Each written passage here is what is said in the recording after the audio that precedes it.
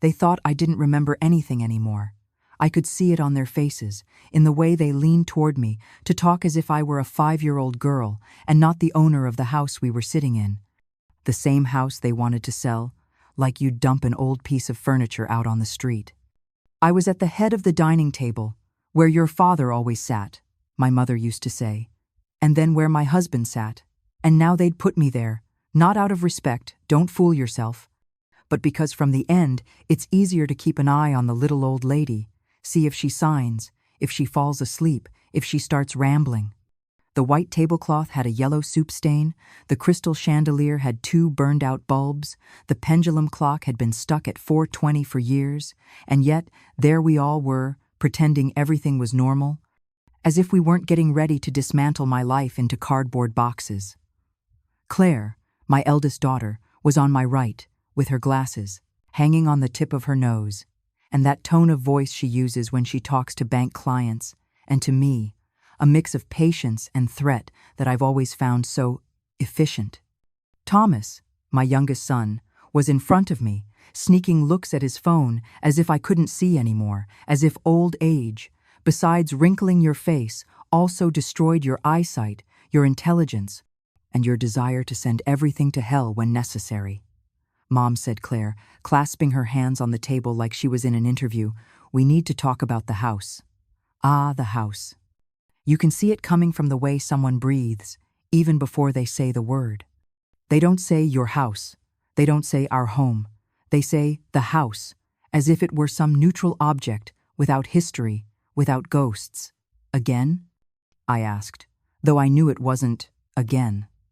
This time, they'd come prepared, with folders, figures, rehearsed phrases, and that condescension that smells stronger than the cheap air freshener in the hallway. Thomas cleared his throat, put his phone down, and shoved his hands into his pockets. He never knew what to do with his hands when things got serious. He's been like that since he was a child. Mom, it's just that. Keeping this place is a fortune, he said. The garden, the taxes, the leaks, you can't handle it on your own. On your own, my head repeated, and I felt like laughing, because I'm never as accompanied as when they leave me alone with my memories. But I stayed quiet. I let them talk, because when you want to know what someone really thinks, the best thing is to leave a bit of silence and see what words fall out of their mouth. Claire continued, besides, the doctor said it, Mom. It's better if you're somewhere they can take care of you, where you're monitored, with professionals. A good care home, one of those with activities, physiotherapy, all that. Like a hotel, added Thomas, very proud of his contribution, with a pool and everything. If I'm honest, what hurt the most wasn't the care home, or the house, or even the money. What hurt the most was that they thought that trick, the hotel with a pool one, would still work on me. As if I were 4 years old and they were promising me ice cream so I'd let them give me a shot. I took the cup of coffee, already cold, but I raised it to my lips anyway, because at my age you learn to use gestures as weapons. If I bring the cup to my mouth, I don't talk. If I don't talk, they feel obliged to fill the air. And when they talk too much, the truth slips out. I'm fine here, I finally said, calmly. I don't need a pool. As long as the ceiling doesn't fall on my head, I'm good. Claire sighed, that sigh that carries your name and a "you're always the same" glued to the back of it. Mom, we can't keep putting this off. It's not safe. You fell in the bathroom 2 months ago, remember? I remember it better than she thinks. The cold of the marble, the smell of cheap soap, the sound of my own breathing as I stared at the crack in the ceiling and thought, so it's today. And then it wasn't today, or tomorrow, or the next day. But I didn't say any of that. I just nodded. I slipped, I answered.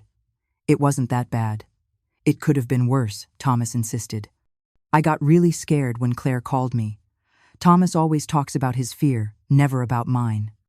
I'm going to pause here, but not in the story, with you, who are there listening to me as if you were sitting in the empty chair at the end of the table. Before I continue with my story, I'm very curious to know from what part of the world and at what time you're joining me today. I'd love to read you in the comments, because there's one thing I've learned over the years. Houses change, families break, memory fills with holes, but someone listening on the other side can hold you up, better than any grab bar in the bathroom. I went back to the dining room, to the table, to the scene of that day. The sun came through the lace curtains and drew those strange shadows on the wall, like damp stains, but prettier. Behind Thomas, on the sideboard, the wedding portrait was still there, me in my simple dress, him in his dark suit, and that smile that lied so well. I'm talking about Edward, of course, my husband, the father of these two, who now looked at me like you look at a flickering light bulb, afraid it will go out any moment and you'll have to call someone to change it. The doctor said early-stage dementia, added Claire, as if she were reading out a sentence. We can't pretend nothing's happening. She pronounced dementia with a kind of relief, like someone who finally finds a label for something that's been bothering them for a while. To me, on the other hand, the word dropped like a stone into a frozen pond. It made noise, splashed, and then sank. The doctor also said, I'm oriented, I replied, that I know who I am, where I am, and what day it is. Today is Saturday, Thomas blurted out, as if he were helping me in an exam.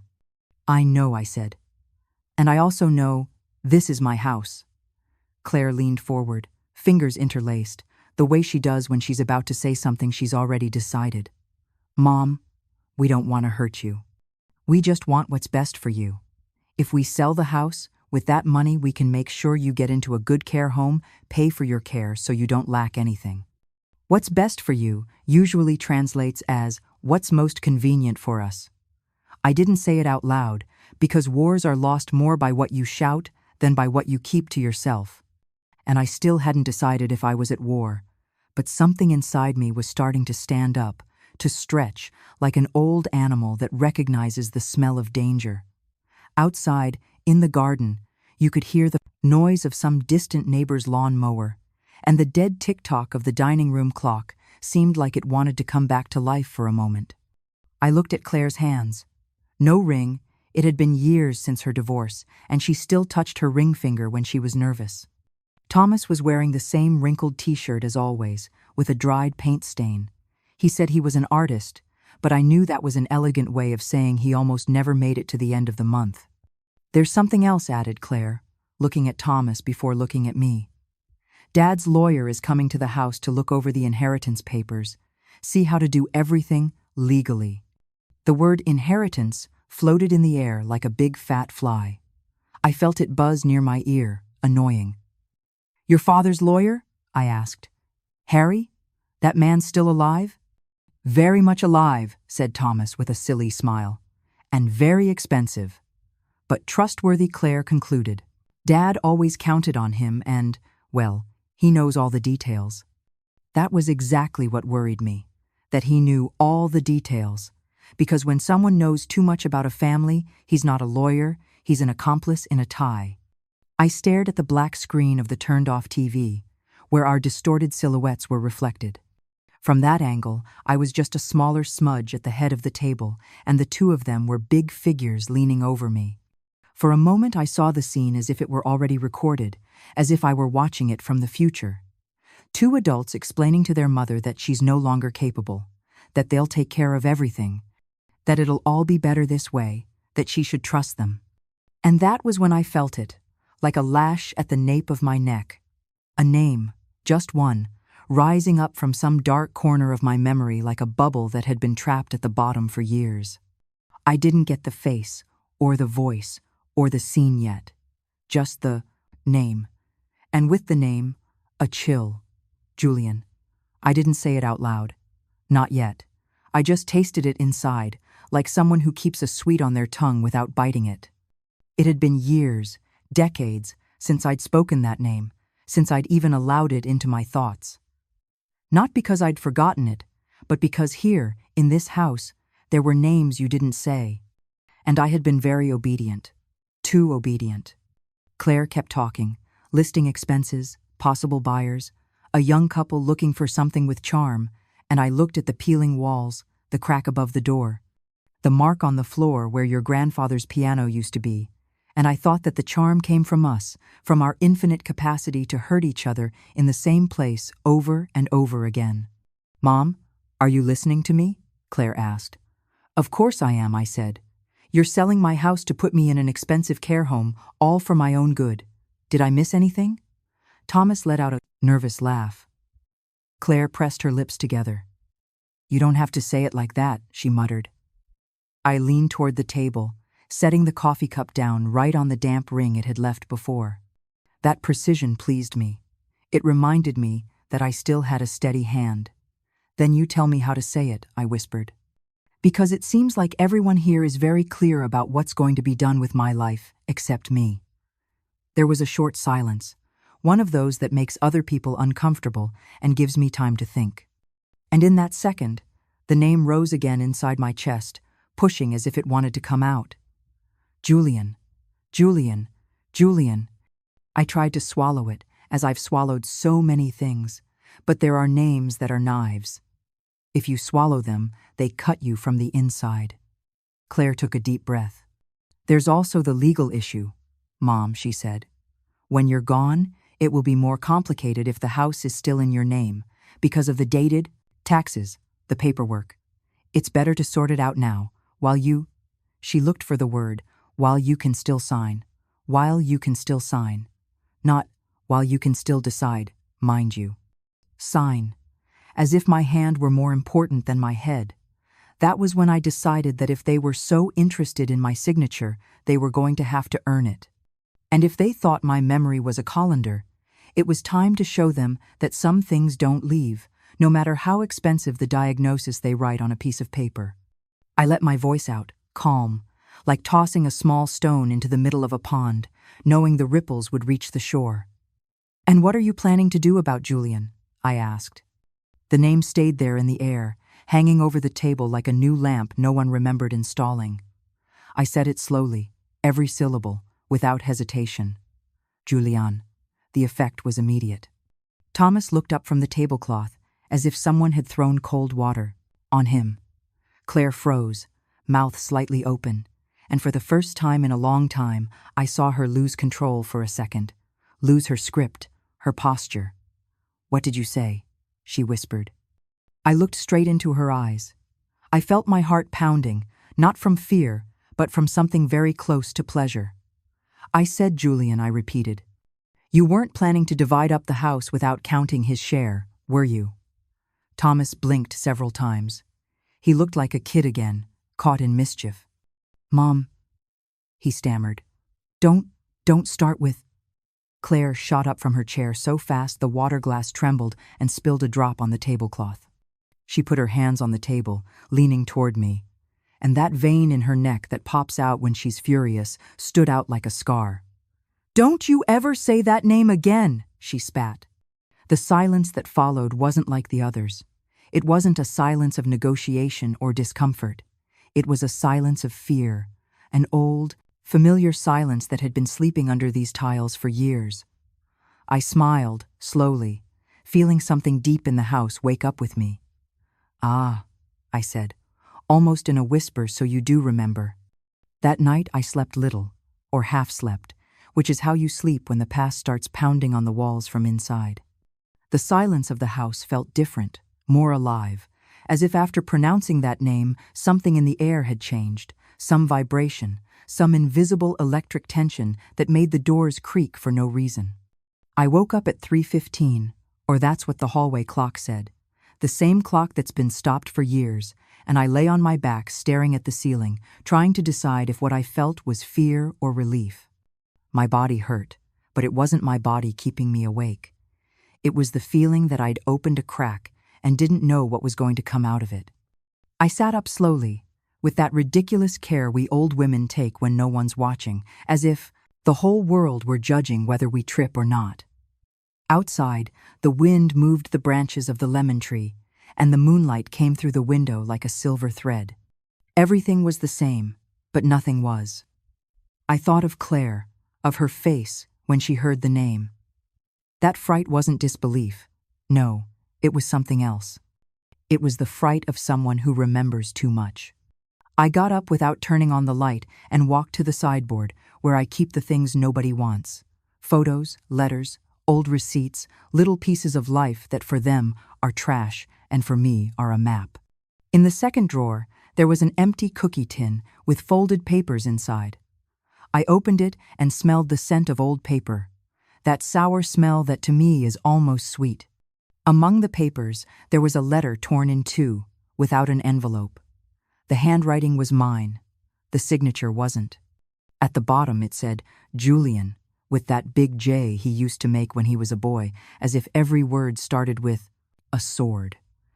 My heart gave a foolish jump, a mix of fright and hope, and at the same time I thought how absurd that was, because if the letter was here, it's because it never reached where it was meant to go.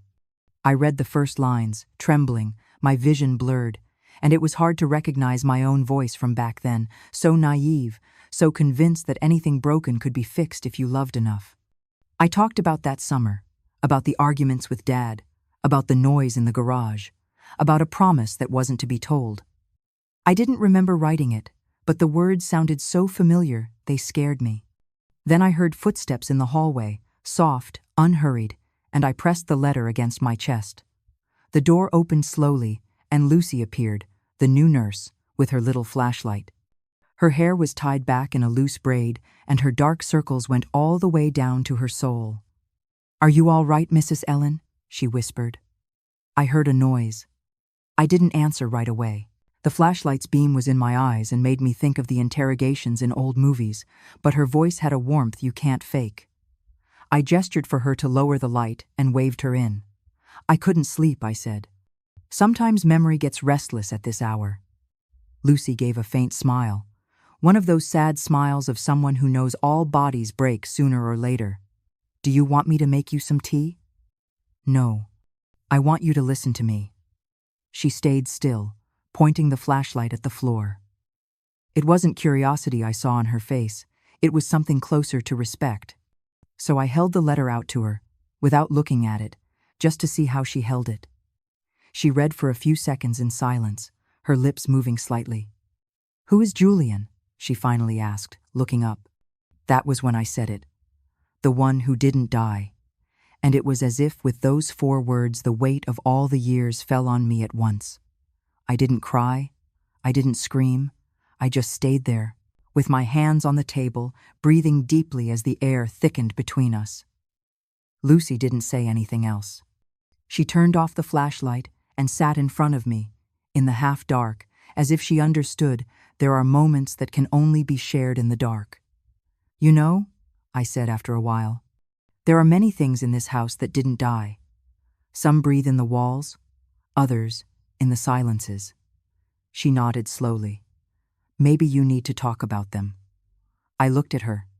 So young, so clean of past, and yet so willing to carry mine. I don't know why, but I told her about the dining room, about the argument with my children, about the name that wiped the smiles off their faces. She listened to all of it without interrupting.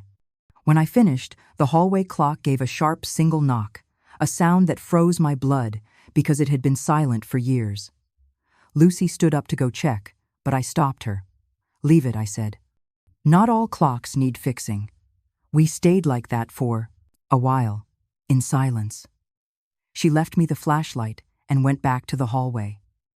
I stayed alone with the letter, folding it carefully as if I were folding a wound. I put it back, but not in the tin. This time, I hid it under the sideboard cloth, right where no one looks. I went back to bed, but sleep never came.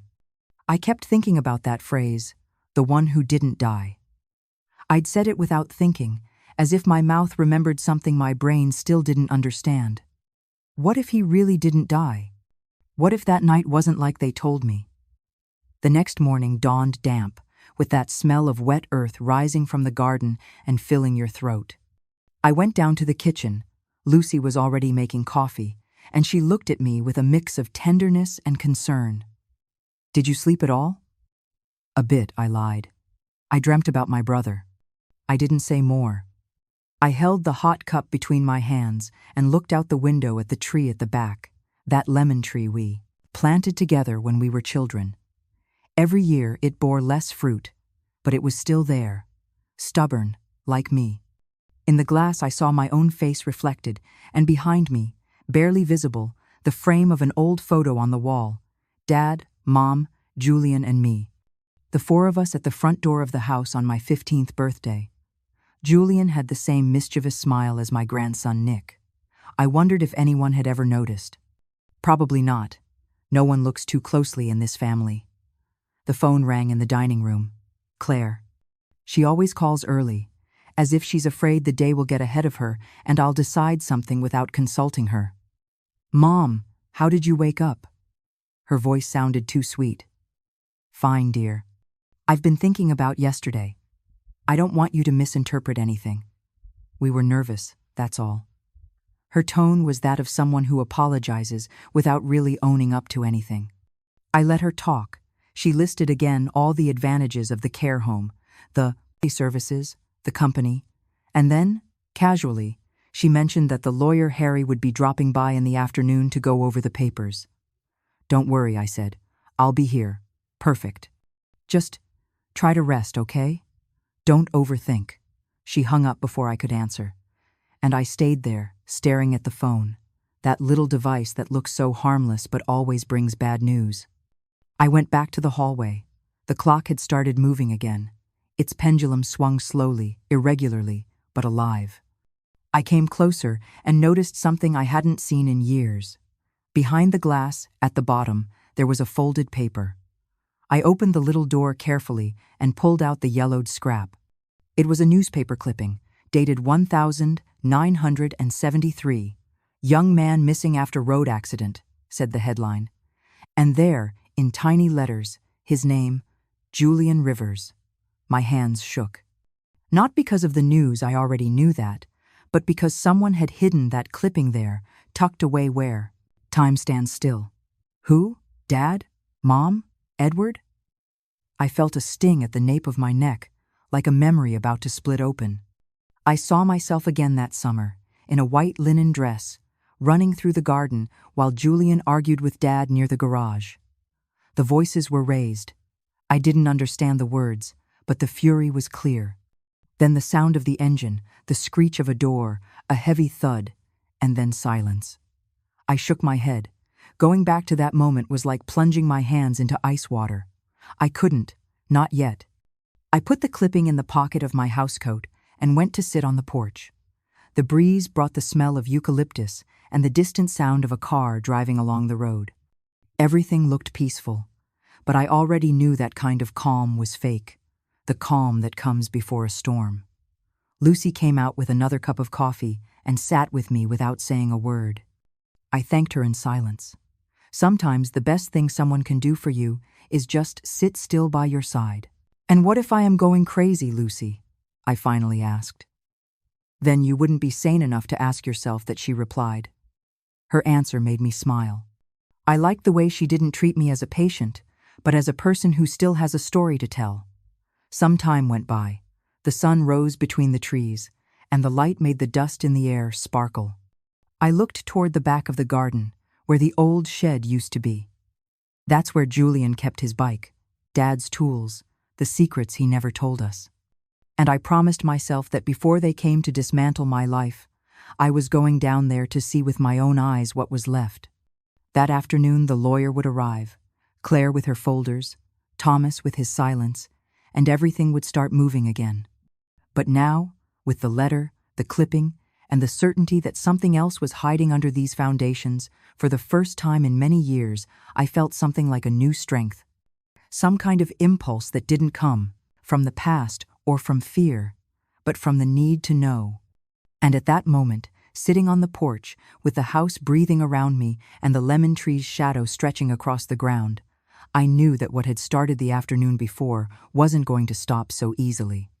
That saying Julian's name was just the beginning of a story that had been begging to be told for half a century. The afternoon thickened earlier than usual, with those low clouds that look like old smoke, and the air filled with that smell of paper and damp the house gets when someone is about to come in with documents in their hand. I'd already been dressed since 5, in my gray skirt, white blouse, and the blue scarf I keep for occasions when I have to pretend to be serene. In the kitchen, Lucy was secretly ironing a tablecloth, but it wasn't about the tablecloth, it was just something to do while I waited. You could feel the tension, even if no one named it. The sound of the car engine came from afar, a different noise, deeper than Thomas's or Claire's. The lawyer had a new car, you could tell by the polite growl of the motor, by that unhurried way of parking that men who are sure of their own money have. I watched him from the window as he got out, in his dark suit with a briefcase that seemed to weigh just enough. It was the same Harry Marks, though wider, more polished, older, but with the same polite smile as always. That smile that never shows teeth, only intention. He came in without ringing the bell, like someone who still feels like part of the family, and greeted me with a slight nod of his head, a Doña Ellen that tasted like theater. Behind him, Claire appeared with the expression of someone who has been rehearsing calm, and Thomas, a few steps behind, looked like a child being taken to a funeral. "What a pleasure to see you," Doña Ellen said, Harry, holding out his hand. "It's been a while since I visited. Since Edward's funeral," I reminded him, squeezing his hand a bit harder than necessary. "It's been almost 6 years now." He smiled, uncomfortable. Claire immediately stepped in, pouring coffee and talking too loudly, as if turning up the volume could drown out the awkwardness. Thomas stared at the floor, playing with the edge of his cup. "Harry is going to help us sort out the papers, Mom," she said, "so everything's in order when we sell." I nodded without saying anything. I let him spread out his cream-colored folders on the table, the contracts, the stamps, the pocket calculator, everything tidy, perfect, without cracks. I'd seen men like that all my life, the ones who know how to put on paper what others struggle to say out loud. "Here I have the draft of the sale and the real estate agency's proposal," he began, with that tone that mixes efficiency with compassion. "We just need to review a few signatures and confirm some details about the property." Lucy, still in the kitchen, pretended to clean the counter, but she was listening. I could tell by the way she made no noise with the dishes. I took the papers with no rush. The tiny letters danced a little, but the habit of reading what others don't want you to read never goes away. In the middle of the second page, something caught my attention. A note in the margin, handwritten, with Harry's tight cursive. "Cancel Plot 3 joint ownership." I looked up and asked, in a mild voice, "What's this about Plot 3? The lawyer raised his eyebrows, like he hadn't expected the little old lady to read the margins. "A minor detail, Doña Ellen. An old registry error, nothing important." "Nothing important?" I repeated, smiling. "Funny, because that plot is where the garage is." Claire shifted in her chair. "Mom, let's not get into technicalities, please. Harry knows what he's doing." "I know," I said. "He knows a little too well." Silence fell like a thick blanket. Harry pretended to look, through another paper, and I took the chance to lean in a bit. I stared at the open briefcase, that worn leather interior, all those perfect pockets, and the smell of time. Inside, among the documents, I saw a folded envelope with my husband's old seal. I recognized it right away. He had a particular way of marking his initials in blue ink, a sort of abbreviated signature he only used for delicate matters. "And that envelope?" I asked. "Just some old documents," Harry replied quickly. "Things that aren't relevant. Show it to me anyway," I said. Claire sighed, exasperated, and put her hand on mine in that fake tender gesture she uses when she's about to lose her patience. "Mom, please, let's not make this harder." "Harder for whom?" I asked, moving her hand away. Harry closed the briefcase with a precise click, like sealing a box of secrets. He said he had nothing to hide, but that he didn't want to mix Edward's personal documents with the legal ones. His tone was the usual, polite, protective, almost paternal. But there was a glint in his eyes, a shadow of warning, and that shadow was enough for me. "You worked with my husband for a long time, didn't you, Harry?" I said, staring at him. "You handled his accounts, his papers, his business?" "That's right. Since you got married, if I'm not mistaken. Then you'll know there were things that were never written down, right?" I added, slowly. He didn't answer. He just lowered his gaze and smoothed an invisible wrinkle in the tablecloth with his palm. That tiny hesitation gave me a certainty I hadn't had before. Thomas tried to break the tension by talking about something else, but his voice got lost in the buzzing of the lamp. Claire announced she had to check some emails on her phone and went out into the hallway. I followed her with my eyes. She stopped right by the pendulum clock, the same one that had started moving again yesterday, and for a second she seemed to stare at the gap where the newspaper clipping had been. Lucy appeared with a tray of cookies, and Harry took the chance to change the subject, asking about my health, my routines, my medications. I answered in short phrases, studying his gestures. Every word of his had the exactness of someone measuring the ground before stepping forward. "Let me tell you something, Harry," I said at last. "If I'm going to sign anything, I need to read it calmly. My children are in a hurry, but I'm not in a rush anymore." He tried to hide his discomfort. "Of course, Doña Ellen, of course. Read whatever you like, but don't worry. Everything's in order. It always was, wasn't it?" I smiled back, until someone said it wasn't. Harry packed up the papers. Claire came back with the phone still at her ear, and Thomas offered to walk him to the car. Before they went out, though, I heard Harry say something under his breath, almost a whisper that chilled my spine. "And what if Julian shows up?" he said. He didn't say it to anyone. It slipped out like a thought, but I heard it, clear as a bell. None of the others seemed to notice. When the car pulled away and the engine noise faded among the trees, Claire came back into the dining room. Her face was pale, her hands shaking. "Mom, don't ever mention that name in front of him," she said without looking at me. "Or in front of anyone." "Why?" I asked. "Who are you afraid of?" "You don't understand," she said. "I don't want to talk about it." She almost ran out, leaving a folder on the table that she didn't manage to close. Inside, between the documents, a photo stuck out. Julian, standing by Dad's car, shirt open and the sun in his face. Thomas came back a few minutes later. He poured himself a whiskey and offered me some, but I didn't take it. "Don't pay attention to Claire," he said quietly. "She's nervous. This is too much for her." "For you too, Thomas," I replied. "You just don't know it yet." He looked confused, but didn't push it. He went up to his room and left me alone with the silence. I went back to the photo, studied it slowly. Julian's face looked at me from the paper with the calm of someone who already knows what happened and is waiting for the others to dare remember. I stood up, went to the window, and opened the curtains. Night had fallen completely. The garden looked like a dark well.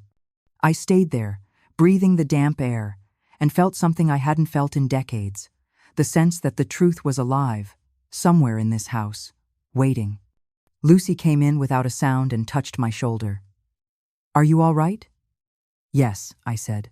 "But now I understand that nothing that happened was an accident."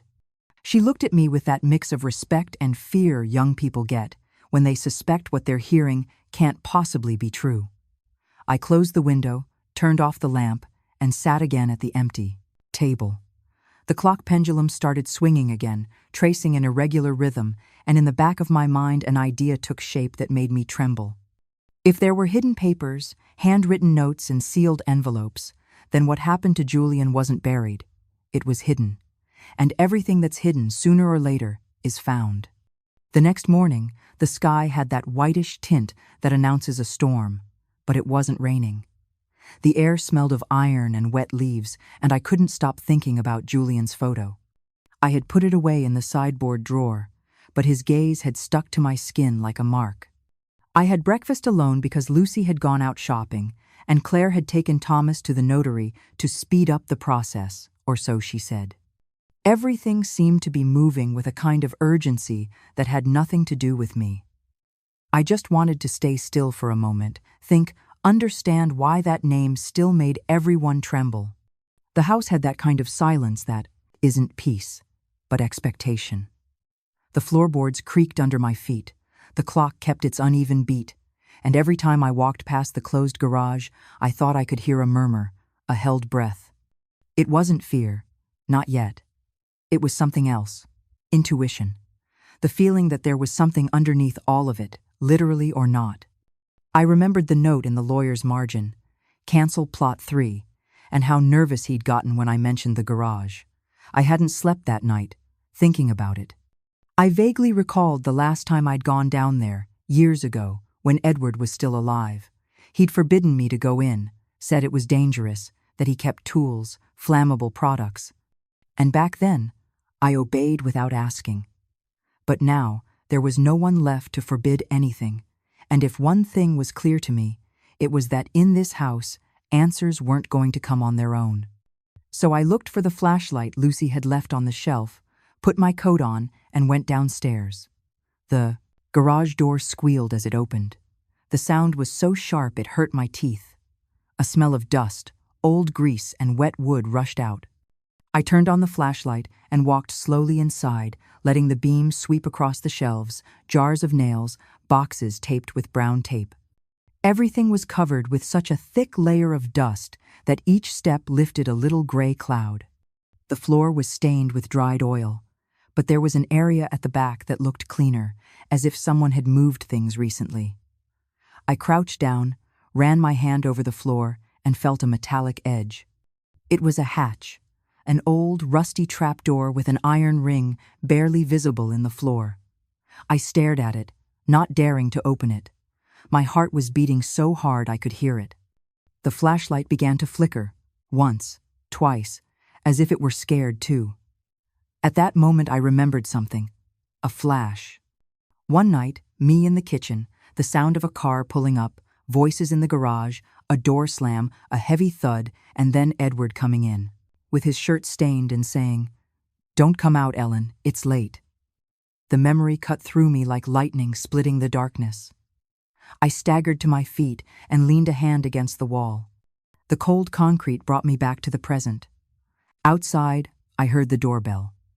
I stayed still, waiting for Lucy or one of the kids to answer, but the sound came again. I climbed the stairs slowly and opened the door. It was Rose, the neighbor, with her white hair all tousled and a cloth bag hanging from her arm. "Oh, Ellen," she said when she saw me. "It's been ages since I came by. And look at you, pale as paper." I let her in. Her cheap cologne filled the air and reminded me of my mother. Rose talked non-stop, gossiping about the neighborhood, but I barely listened, until suddenly, in the middle of her chatter, she said something that shook me. "Did you know the lawyer has been asking about your brother these past days?" she said, while helping herself to coffee without asking. "Funny, isn't it?" I froze. "About Julian? Who else?" "The notary's son told me he saw him digging through old records at the civil registry." I felt my vision blur. Rose kept talking, but I couldn't follow what she was saying anymore. What was Harry looking for? Why now? If everyone believed Julian had died 50 years ago, what sense did it make to stir that up? I thanked her for the visit with a forced smile and walked her to the door. When she left, I went back to the garage, with more determination this time. I took a screwdriver from the shelf, hooked it into the ring of the trapdoor. The metal yielded with a long groan, and a draft of damp air rose up from below, like the breath of a cave. I pointed the flashlight down. Narrow stairs led into a darker space. I didn't think too much. I went down slowly, the steps creaking, the flashlight flickering, but I managed to make out some wooden crates stacked against the wall and a piece of furniture covered with a tarp. I pulled on the fabric, raising a cloud of dust, and underneath appeared an old metal filing cabinet, the kind they used in offices. The handle was rusty, but I forced it open. Inside, there were yellowed folders, invoices, and at the back, a cassette tape with a handwritten label, Summer '73. I stared at it for a moment, unable to breathe. I hurried back up the stairs with the tape in my hand and sat in the dining room. I found the old tape recorder in the sideboard, put in fresh batteries, and slid the cassette inside. First, there was crackling, then a humming, and then a voice. A young, nervous voice. Julian's voice. "If something happens to me," he said, "it wasn't an accident. Let that be clear. Dad?" The rest was lost in the noise, but that sentence was enough to make my skin crawl. I stopped the tape. I couldn't go on. Lucy came in right then, carrying a shopping bag, and saw me with the cassette in my hand. "What's that?" she asked. "Evidence," I said. of something everyone tried to bury. She came closer, looked at the recorder, then at my face, trying to figure it out. I told her about the garage, the trapdoor, the file cabinet, the voice. She listened without interrupting, her eyes wide. "We should call someone," she said at last. "The police? Or your son?" "No," I answered, with more firmness than I expected. "Not yet. Not until I know everything." Lucy didn't insist. I put the tape into my coat pocket and stood at the window, staring at the closed garage door. The wind had picked up and was shaking the lemon tree branches, which tapped against the glass as if someone were knocking from outside. That night, I didn't turn on the hallway lights.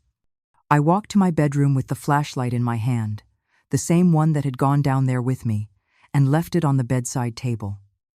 Before getting into bed, I took out the tape and held it up to the light. Summer 73.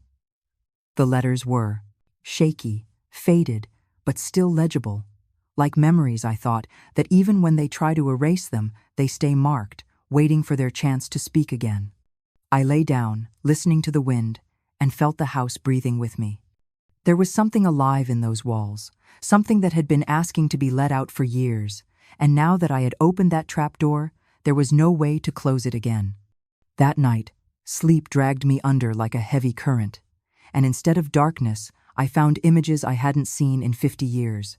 The house young, the colors sharper, the curtains freshly washed, and the air full of that smell of new paint and euphoria summers have when you still believe life will last forever. I saw myself walking down the hallway in a white linen dress, barefoot, and heard the voices coming from the yard. My husband, Edward, arguing with Julian. They were fighting. I didn't understand the words, but the tension was so thick you could touch it. The evening light fell on them, and on the ground there was an open gasoline can. The smell was so strong it made me dizzy. I remember thinking something was about to happen, and then I woke up soaked in sweat, my heart pounding against my ribs and Julian's voice still vibrating in my ears. Dawn came murky, with a grimy brightness filtering through the blinds, and for the first time in a long time, I was afraid of what I might remember. The tape recorder sat silent on the bedside table, the cassette neatly wound, as if waiting for me to dare to press play again. Lucy knocked gently on the door, and I opened it a crack. She stood there with a tray of coffee and toast. She frowned when she saw my face and said she'd heard noises in the night. Footsteps, maybe my voice. I told her I'd been talking in my sleep, but I didn't say what about. I sat down to have breakfast in silence, watching the specks of dust floating in the light, and I realized that what had started as a suspicion was turning into an unbearable certainty. If the voice on the tape was real, if Julian had left that message, then my husband hadn't just lied. He'd done something more. And the worst part was that I'd felt it, even if I'd never allowed myself to think it. Around mid-morning, Claire showed up, phone in hand, wearing that efficient face that exhausts me so much. She said the lawyer had sent new documents for me to sign and that everything would be resolved soon. I listened without hearing, watching the slight tremor along her jawline, that nervous tick that always shows up when something worries her. I haven't decided anything, I cut in. First, I want to go through some old papers. That again, Mom? She asked, with a smile that wasn't a smile. Don't make things more complicated. I'm not the one complicating things, I replied. Things got complicated by themselves a long time ago. Claire left the documents on the table and walked out, slamming the door. I heard her car start and fade away, and I was alone again.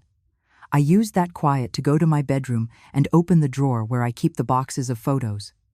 I spread them out on the bed, one by one, and started going through the faces of the past. My parents, the wedding, Claire's birth, summers at the beach, Julian always behind the camera, making faces to make me smile. There was a sequence of pictures that caught my attention. 3 almost identical photos taken the same day, in front of the garage. In the first, Julian is smiling, the sun in his face. In the second, his expression has changed, as if someone were calling him from inside. In the third, he's already gone. Just Edward's car parked there and the door half open. While I was looking at the photos, the noise of a motorcycle broke the stillness. It was Thomas, who'd come without calling, with his grown boy look and his inability to enter quietly. His beard was scruffy, and he had a bag slung over his shoulder. He said he'd come to see how I was. I offered him coffee, and, while I made it, I asked if he remembered anything about Julian, if his father had ever talked about him. Thomas shrugged. Just bits and pieces, he said. That he died young, in an accident. But he never explained much. Every time I asked, Dad got mad. I took the tape out of my pocket and laid it in front of him. "Do you know what this is?" I asked. "An old tape." "Music?" "No," I said. "It's Julian's.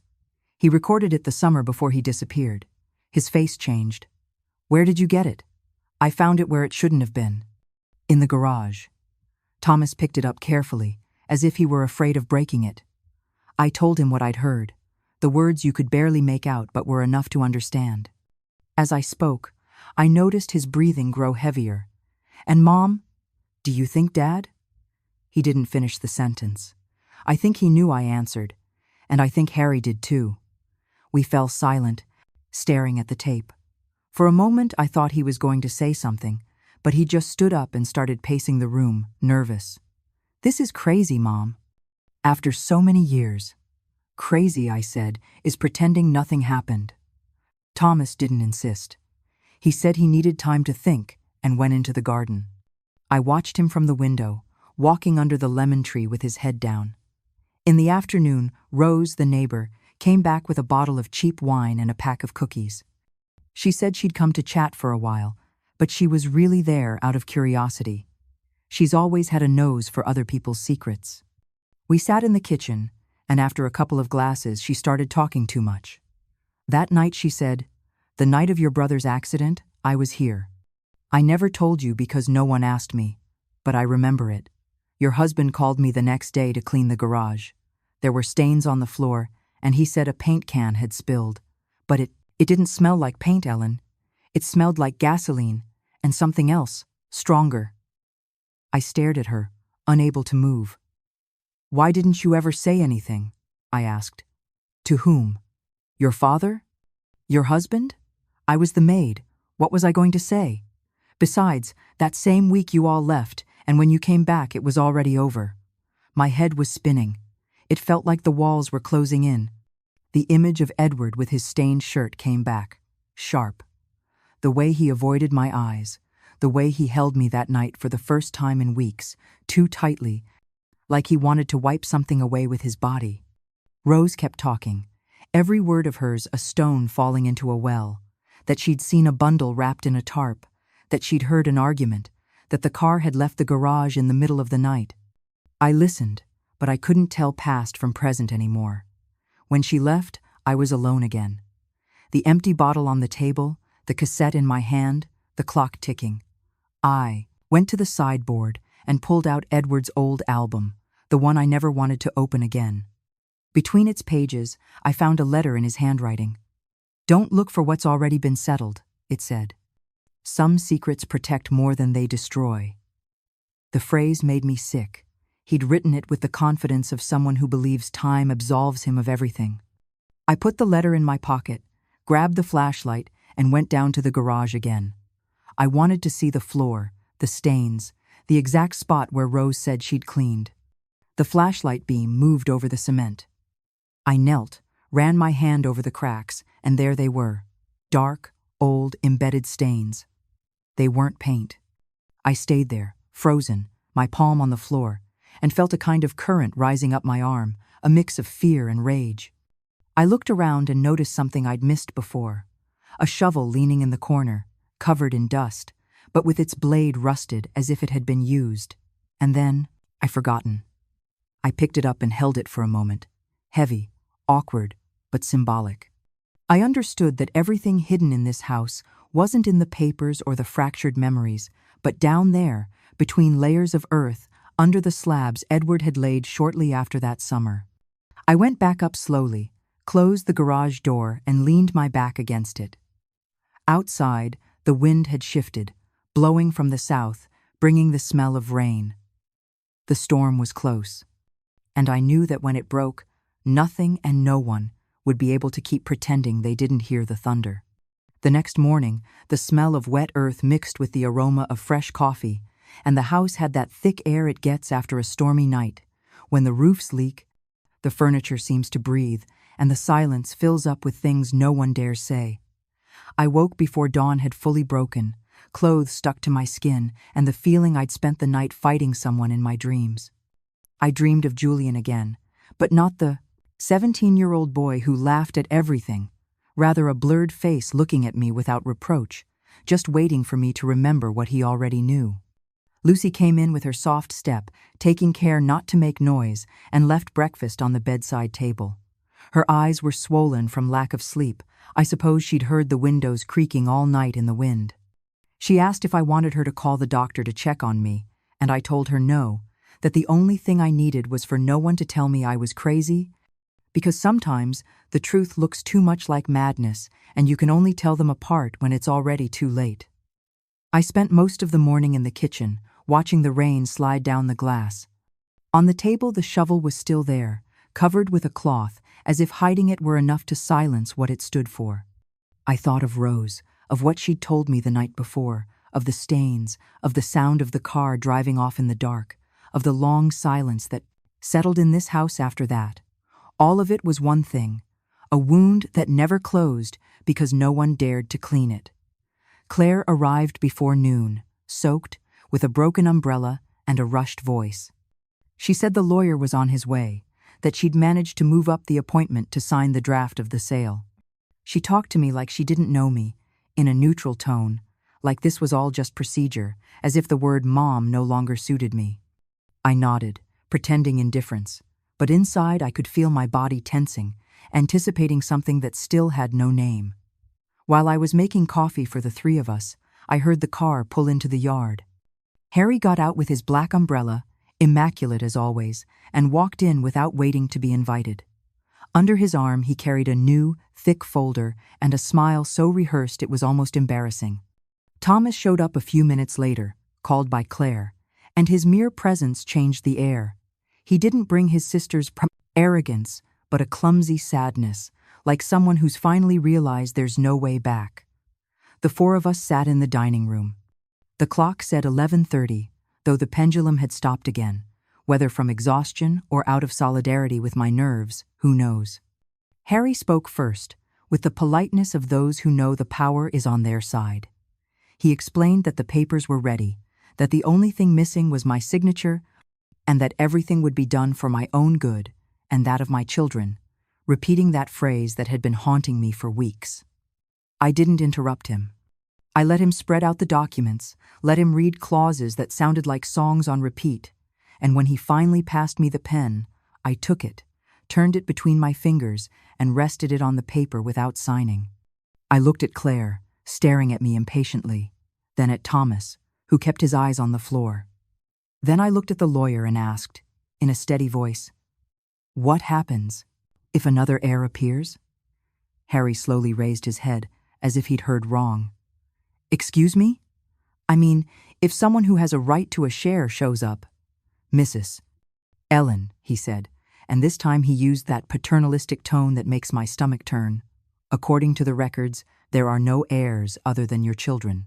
And if those records are incomplete?" I asked, locking eyes with him. Claire gave a tense laugh.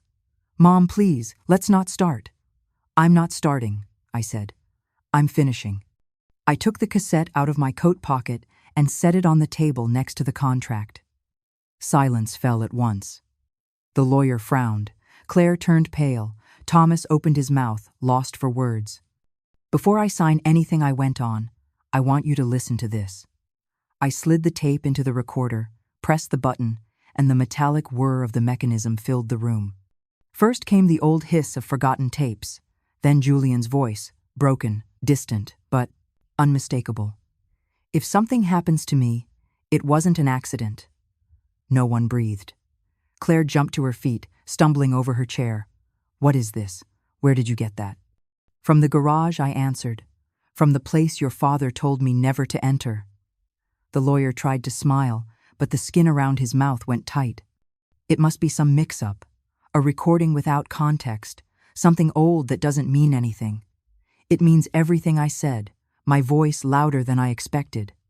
It means there were lies in this house, that someone disappeared, and now you want to sell the remains of that silence as if they were bricks. Thomas stood up, took a step toward me, and whispered that I should calm down, that this wasn't the moment. I looked at him with a tenderness that surprised me and stroked his cheek. This is the moment, son. We've been waiting 50 years. Claire slammed her hand down flat on the table. Enough, Mom, she shouted. You! I don't know what you're saying. You're confused. You're letting your memories, your illness, carry you away. Which illness? I asked. The dementia you made up yourself so no one would believe me? Her face changed. For an instant I saw the fear behind the fury. The lawyer put the papers away without looking at anyone, muttering something about how it'd be better to postpone the signing. Thomas sat down, running his hands through his hair, and I turned off the recorder. For a few seconds, the only sound was the rain tapping against the windows. Then Harry stood, gathered his folder, and said he'd come back when the lady was more settled. I thanked him for the visit with a smile that wasn't thankful at all and watched him leave under his black umbrella, slipping between the puddles like a shadow. Claire followed him, without looking at me, and Thomas stayed with me. He came closer, said quietly that he didn't know what to think, that it was all too much. I told him truth never comes in comfortable portions, and that sometimes the soul needs to shake off lies like someone peeling off a soaked blanket. When he left, I was alone with Lucy. She brought a blanket, laid it over my shoulders, and sat down across from me. She didn't say anything, just looked at me for a long time. There was no pity in her eyes, just respect, as if she understood that something irreversible had begun. The afternoon went down slowly, the sky turned violet, and the thunder moved away. I took Edward's letter out of the drawer, the one I'd found the day before, and read it again, slowly, savoring each word. Some secrets protect more than they destroy. I thought of how ironic that was, and how easy it is for men to confuse hiding with protecting.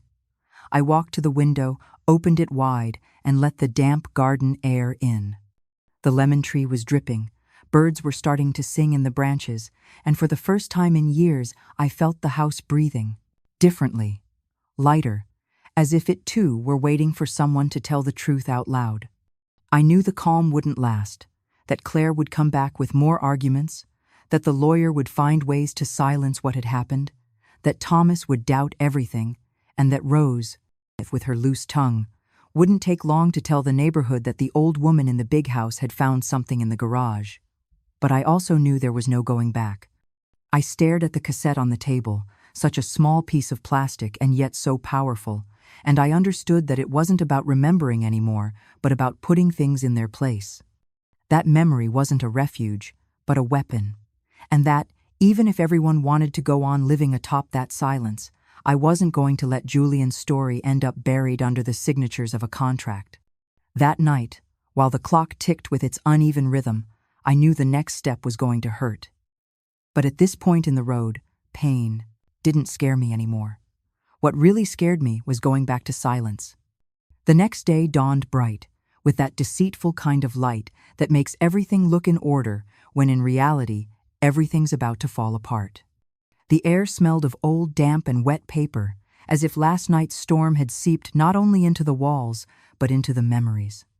I got up earlier than usual, my body still tired and my mind tangled in yesterday's scene. There was something on that tape that wouldn't let me breathe normally. That young voice, cracked with fear, kept repeating inside me, "If something happens to me, it wasn't an accident."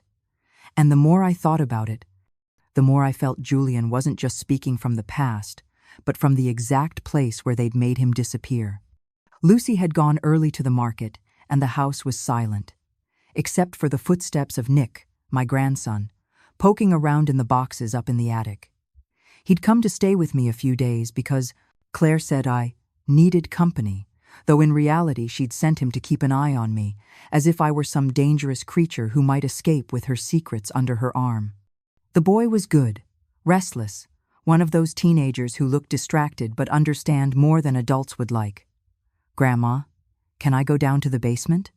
he asked from the stairs. with that mix of curiosity and defiance I've always liked in his eyes. "What do you want down there for?"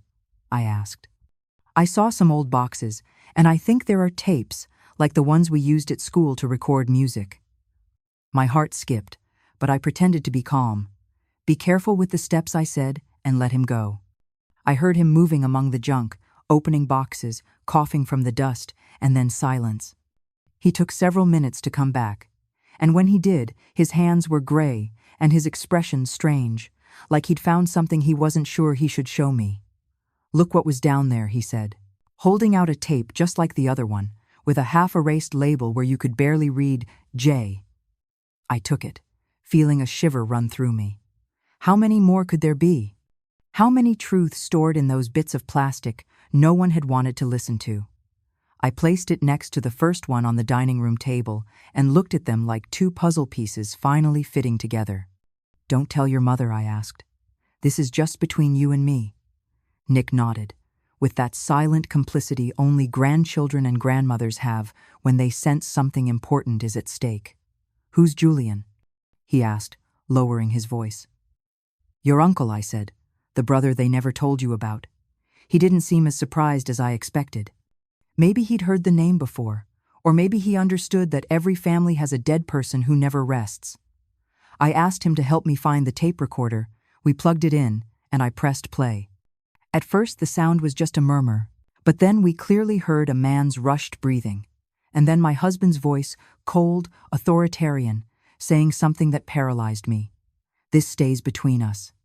No one needs to know." The tape cut off right there, as if someone had stopped or broken it at that exact moment. I looked at Nick, watching me with wide eyes, waiting for me to say something, but I couldn't. It felt like the floor was shifting, that the whole house was tilting like an old ship about to sink. My husband hadn't just lied. He'd recorded his lie. I turned off the recorder and put the tapes into the sideboard drawer under the tablecloths. I asked Nick not to tell anyone, not to mention what we'd heard. He hugged me without saying a word, and that simple gesture brought me a brief but much-needed calm. The afternoon fell with a sticky heat, the kind that makes insects cling to the windows and the air turn thick. Thomas turned up without warning, looking tired in a way I'd never seen. He said he'd spoken to Claire and she was furious, that the lawyer had pressured him to convince me to sign before things got complicated. I asked him if he believed more in complications or in guilt, and he didn't know how to answer. "There's something I don't get," he said finally. "Why now, Mom? Why drag all this out after so many years?" "Because I don't have that many years left to stay quiet," I replied. "And because if I die without saying it, all this will get buried again." I told him about the second tape, about what his father's voice said. I saw him close his eyes and freeze, as if he were trying not to hear me. "Dad wasn't a murderer," he whispered. I don't know that I answered, but he was a coward, and sometimes that hurts more. We sat in silence for a long while, until the doorbell cut through the tension. It was Rose again, sweaty, hair a mess, with an expression of fear and guilt mixed together. "I can't keep my mouth shut." "Ellen," she said as soon as I let her in. "I thought about it all night, and if I don't tell you this, I won't sleep." She sat down, wiped her hands on her apron, and started talking without looking at me. She told me that that night, the night of the supposed accident, she'd heard shouting, an argument, the sound of a car engine starting, and later, much later, the sound of a shovel hitting earth behind the garage. She said that the next day, when she came to clean, she saw some new paving stones laid down, and that Edward had paid her double on the condition that she kept quiet. I felt the air leave my lungs. I looked at Thomas, pale, and at Rose, trembling. "Do you think he buried him there?" I asked. "I don't know," she said, "but if you're going to look, don't go alone. Some things are better not found by yourself." I didn't say another word. Rose left, whispering an apology, and Thomas remained standing, looking at me like he was seeing me for the first time. "What are you going to do, Mom?" he asked. What no one had the courage to do before I replied. When night fell, I waited for everyone to go to sleep and went down to the garage with the flashlight. The shovel was where I left it. The floor was damp, and the air smelled of earth and rust. I marked the exact spot with chalk, where the paving stones looked newer, and began to dig. I don't know how long it took. The hallway clock doesn't mark hours down there, and the silence was so dense that every shovel strike sounded like thunder. Suddenly, the metal hit something hard. I knelt down, cleared the dirt away with my hands, and saw a piece of blue fabric, rotted, stuck to something that looked like leather. I pulled on it carefully. Something dry, cracked, that wasn't stone or wood. My heart thumped so hard I had to stop to keep from fainting. I didn't go any further. I couldn't. I covered the hole with the same earth, without cleaning, without tidying, and slowly climbed back up, shaking. I stopped in the hallway, leaning against the wall, and took a deep breath. Lucy came out of her room, half asleep, and asked what I was doing up. Nothing, I said. It's almost done. She didn't understand, and it was better that way. I went to the dining room, took the tapes from the drawer, and laid them on the table next to Edward's letter. The three things together looked more powerful than any will, more truthful than anything the lawyer could write. I stood by the window for a while, and for the first time in years, the reflection in the glass didn't scare me. That of an old woman, yes, tired, but alive, with something left to say. In that moment, I understood it hadn't been Julian calling me from the past. It was my own voice, asking for someone to finally listen. I didn't sleep that dawn, not even try. My body felt heavy. My hands ached from gripping the shovel so hard, and my head wouldn't stop, going back and forth, between the sounds in the garage and the images of the past, as if time had split in two and I were walking among the cracks. I didn't know if what lay under those paving stones was a body or just the echo of guilt, but something was there, as clearly as you feel the tremor before an earthquake. Outside, the birds were starting to sing, that small sound that always announces the light, but to me it sounded sad, almost mocking. Lucy was the first to get up.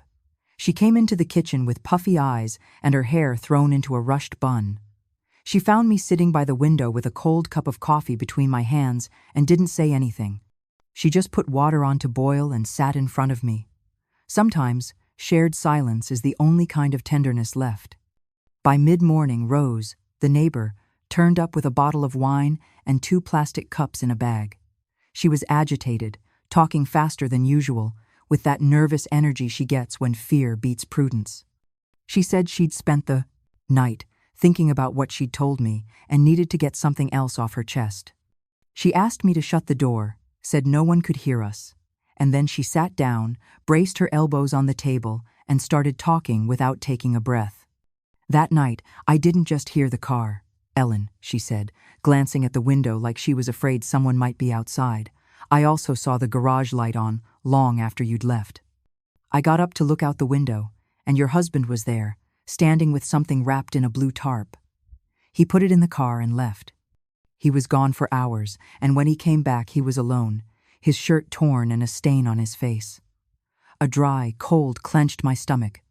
Rose kept talking, but her voice was fading away from me. The scene was building on its own inside my head, without me looking for it. Edward in the garage, the smell of gasoline, the car's shadow moving slowly, the door slam, the night swallowing it all. The next day, he made me. Clean the floor, Rose went on, but there was something strange in the way he looked at me. It wasn't guilt, it was fear. The man was scared, Ellen. I saw him shaking while he paid me. And as I left, he said, "Forget what you saw, Rose. It's better that way." I put my hands on the table and took a deep breath. My skin burned. I'd spent my whole life waiting for someone to confirm what my memory had whispered to me, that what happened to Julian wasn't an accident, that they took him from here, that Edward made him disappear to protect something that didn't even have a name. "Why are you telling me this now?" I asked. Rose shrugged, poured herself some wine and drank it in one gulp. "Because at our age, we can't go on keeping other people's secrets. I'll take my own with me, but this one isn't mine." We sat in silence for a long time.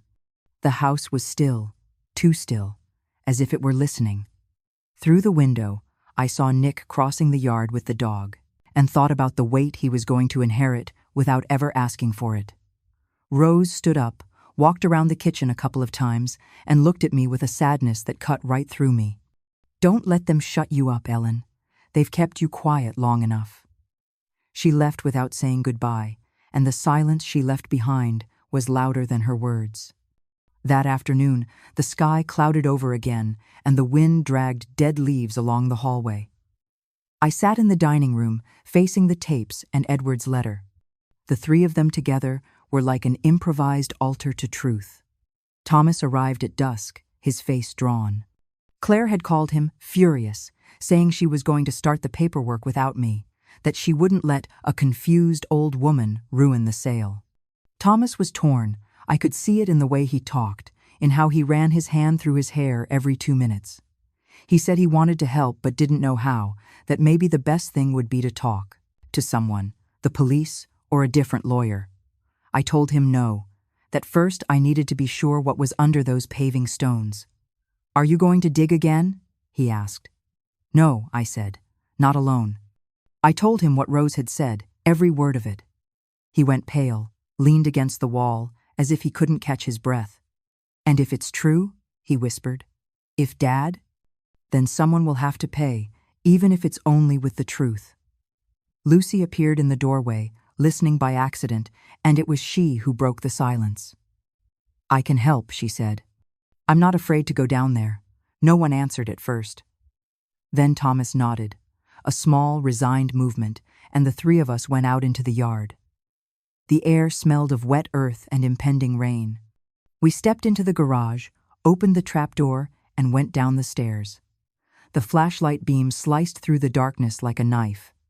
We dug slowly, in the same spot where the night before I'd felt the shovel, hit something solid. The earth gave way easily, damp, and the sound of metal against the ground echoed off the walls. After a few minutes, Lucy stopped. "Here," she said. "There's something." We leaned in. I brushed the soil away with my hands, mud getting under my nails, and there it was. A scrap of blue fabric, rotted, stuck to something that looked like leather. Thomas knelt down, shaking, and pulled gently. What came up was a rusty metal box, medium-sized, closed with a padlock. We carried it upstairs without a word and set it on the dining table. Thomas found a tool, broke the lock, and the lid gave way with a screech. Inside there were papers, an old wallet, a wristwatch covered in rust, and a black and white photograph. It was Julian, with his insolent smile, standing beside a car I recognized at once. Ours. Thomas put his hands over his face. Lucy stepped back. I stayed there, still, staring at the watch. It was the same one my father had given him on his 17th birthday. "He's dead," Thomas said, as if it needed saying. "No," I answered. "He's waiting." I opened the papers. There was a letter, folded several times, written in Edward's hand. The ink was smeared, but readable. "Your silence saves us all. Stay out of it. Say nothing."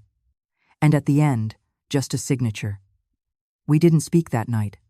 Thomas put the box in the hallway cupboard. Lucy led me to my room, but I didn't sleep.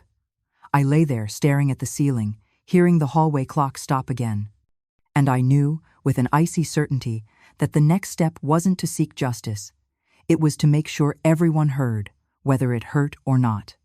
When the pale light of dawn slipped in through the window, I sat up in bed and thought about the next day's meeting, the reading of the will, where Claire and the lawyer planned to seal everything. I pictured their faces when I showed them the box, the tapes, the letter, and for the first time in a long time, I felt something, like calm. I wasn't going to shout, I wasn't going to cry, I wasn't going to beg. I'd just say his name out loud, in front of everyone, and let the silence do the rest. The day of the will reading dawned with a clean, almost offensive sun, the kind that seems to mock everything that hurts.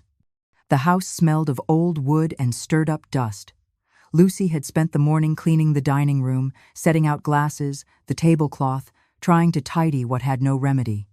I dressed slowly, in my black linen dress and the silver brooch that had been my mother's. Not out of vanity, but because I wanted to be whole, dignified, when the time came to look in the eyes of those who had turned lying into a habit. Thomas arrived first, his face taut, shoulders slumped, and the look of a man who hasn't slept all night. He asked if I was sure about what we were going to do, and I told him no, that certainty is for cowards. He looked at me with that mix of fear and respect that moved me, and he kept quiet, knowing there was no turning back. Claire appeared a bit later, immaculate as always, hair tied back, and an expensive perfume that filled the air like a warning. Behind her, the lawyer Harry, in his gray suit and paper-thin smile. They came in together, like a neat little army, convinced they had everything under control. The notary arrived on time, a middle-aged man with a thick folder and a voice so monotonous it sounded incapable of telling a lie. He greeted us all with a nod, opened the documents on the table, and began to read.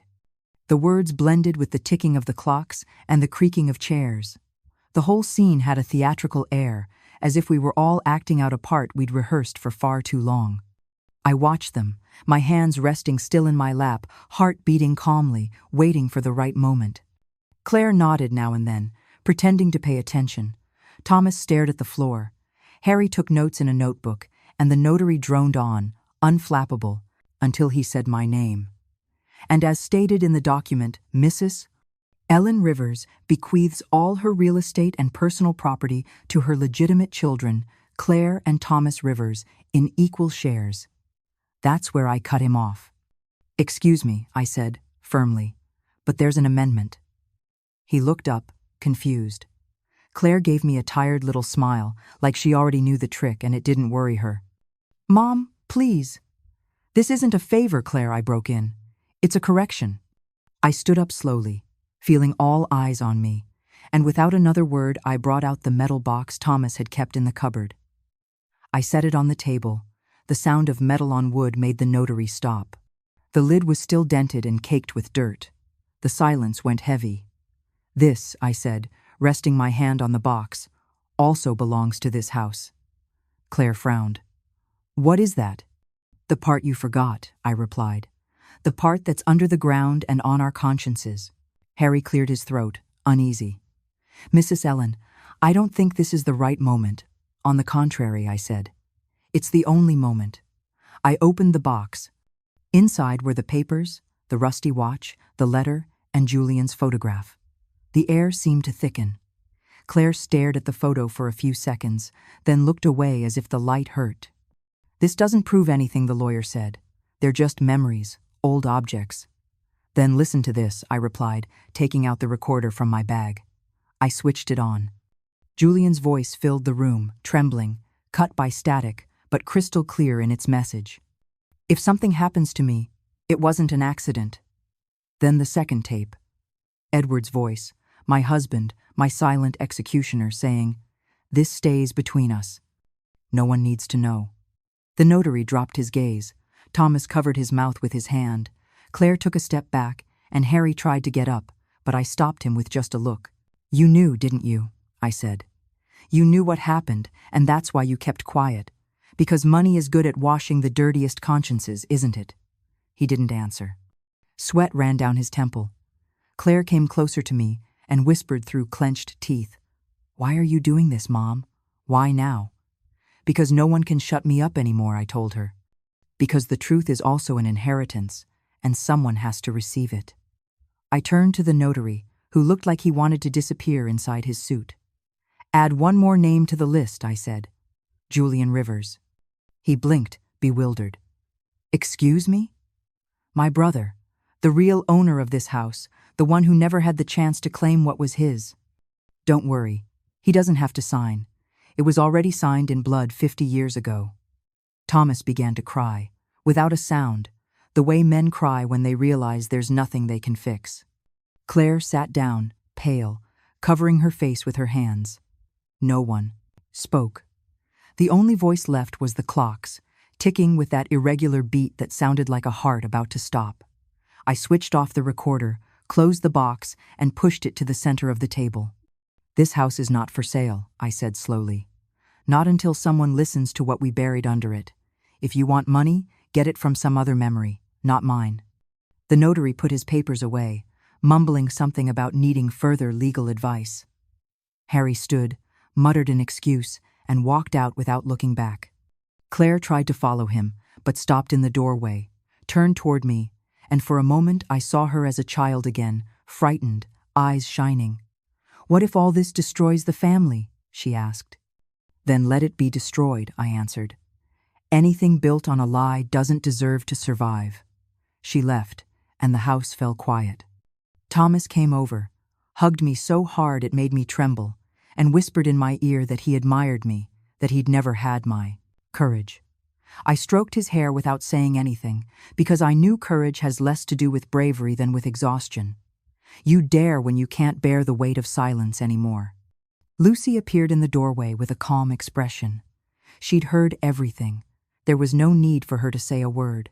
She laid a hand on my shoulder and looked at me with those eyes that never judge. Sunlight poured through the window, lighting up the dust floating in the air. Everything looked suspended, frozen, as if time itself had finally accepted that the lies were over. I sat down, took a deep breath, and closed my eyes. For the first time in many years, I felt Julian there with me, not as a ghost, but as a calm presence, without reproach. Maybe that's all he'd ever wanted. Not justice, not punishment, just to be remembered without fear. The clock gave a single, dry chime. Outside, the wind shook the lemon tree branches, and the air carried that smell of turned earth that announces change. I knew that nothing would ever be the same after that day, but I didn't want it to be. What was broken couldn't be fixed, and that was all right. Some things aren't repaired. You leave them in the open so time can dry them out and send them back clean, even if they hurt. I stayed there, watching the light on the box, listening to Thomas's footsteps fade down the hallway, and felt that, at last, the silence wasn't heavy. It was a new silence, free, unafraid, as if the house had let out a long-held breath. The next morning dawned different, lighter, as if the air had swept through the house from the inside, clearing years of dust. Everything seemed clearer, even the corners that were always in shadow. I slept little, but what I did sleep was deep, without nightmares, without that feeling that someone was watching me from the past. When I opened my eyes, the sun filtered through the curtains with that golden color of peaceful endings. I sat up slowly, felt my bones. Protest, and, for the first time in a long time, I didn't care. There was a new tiredness, but also a strange peace, like the kind that comes after you say something you've kept quiet for far too long. Lucy was in the kitchen making coffee. The sound of boiling water and the smell of toast filled the air. She greeted me with a smile and told me Thomas had slept in the back room, that he hadn't wanted to leave last night, that he'd spent a long time sitting there, staring at the lemon tree. I asked her to let him sleep, and she poured me a hot, strong cup, just the way I like it. We stayed quiet for a while, and in that silence, I knew she felt it too. Something had changed, not just in the house, but in us. I went out to the garden. The grass was damp and the sky clear, with no sign of storm. The lemon tree leaned slightly in the breeze, and the leaves seemed to shine more, as if they'd been waiting for this moment.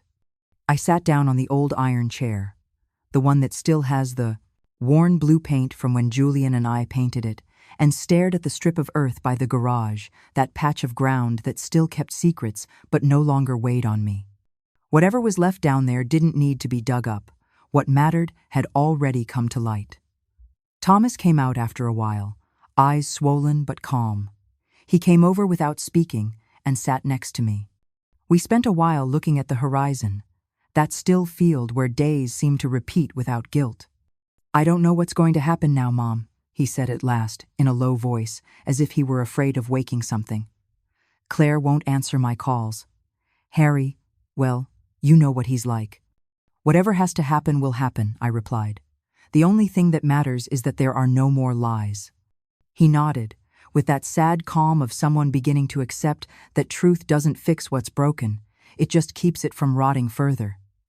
He looked at me and said he felt relieved, though hurt, that he'd spent his whole life admiring his father, trying to be like him, and now he didn't know who he was. I told him that maybe, at last, he could start being himself, without false inheritances or borrowed names. When he went back inside, I stayed alone again, listening to the birdsong. From inside came the sound of the hallway clock, ticking steadily, without skips, for the first time in years. I smiled. Maybe the clock had just needed someone to tell the truth to start working again. Lucy stepped out onto the porch with a letter in her hand. "This was at the door," she said. "No sender." I took it and opened it slowly. It was a yellowed page, handwritten in blue ink. I recognized Thomas's handwriting. It said, "I've been looking. I found something I think you need to know. Julian didn't die that night. He lived for a while in the north, under another name. He worked in a shop, got married, had a son. He died 3 years ago. I read it in a record, Mom. I found it. Now he can rest." I read those lines over and over until tears blurred my vision. They weren't tears of sadness, but of relief, as if my soul had finally let go of something it had been holding on to for far too long. I looked up at the sky, still clear, and whispered his name, barely a breath, Julian. And for the first time in 50 years, saying it didn't hurt. Lucy put a hand on my shoulder. "Are you all right?" she asked. "Yes," I said. "Now I am." I went back into the house and walked down the hallway slowly, touching the walls as if I wanted to thank them for having kept my silence all those years. In the dining room, the box was still there, closed, waiting. I went over, opened it one last time, and looked at each object. The rusty watch, the photograph, the papers. I touched them without fear. All of that was history now, not a wound. I took Julian's photo and set it on the mantelpiece beside my parents' picture. I smiled at him. "That's it," I said under my breath. "They heard you." Lucy came in with a broom and asked what I was going to do with the house. I thought for a moment. The house had been a stage for love, betrayal, secrets, but also the place where truth had survived. I didn't want to sell it or abandon it. "I'll leave it open," I said at last. "Let the air in, let the wind be heard. Sometimes memories need ventilation too." She laughed, a soft laugh, and kept sweeping. The sound of the bristles on the floor comforted me, like a heartbeat. I went to the window, opened it wide, and let the light flood everything. In the hallway mirror, I caught my reflection and almost didn't recognize myself. I wasn't the tired woman from a few days ago, but someone lighter, someone who had won the hardest battle, daring to remember without fear. I walked to the door, stepped out into the yard, and took a deep breath. The air smelled of earth, lemon, old rain, and something new I couldn't name. I looked at after the horizon one last time, and felt that, even though the house would remain standing, something inside me was finished. They say memory fades with age, but guilt never forgets. And maybe it shouldn't, because sometimes guilt is what keeps us alive, what forces us to keep searching until the truth lets itself be seen. I took one last look at the door, at the lemon tree, at the light falling on the walls. And then I knew. I didn't need justice or forgiveness. The right kind of silence was enough, the one that comes when there's finally nothing left to hide. And well, this is where we stop. I've said it all, or at least everything my heart could bear to say. Sometimes a story doesn't end with answers, but with the simple act of daring to tell it. If anything I've lived touched you, if you saw a bit of your own life in mine, tell me below. I like knowing what these words wake up in others. And if you'd like to stay with me for the next stories, the ones that hurt too, but heal, don't forget to follow and stay close. I promise to keep talking for as long as my voice holds out.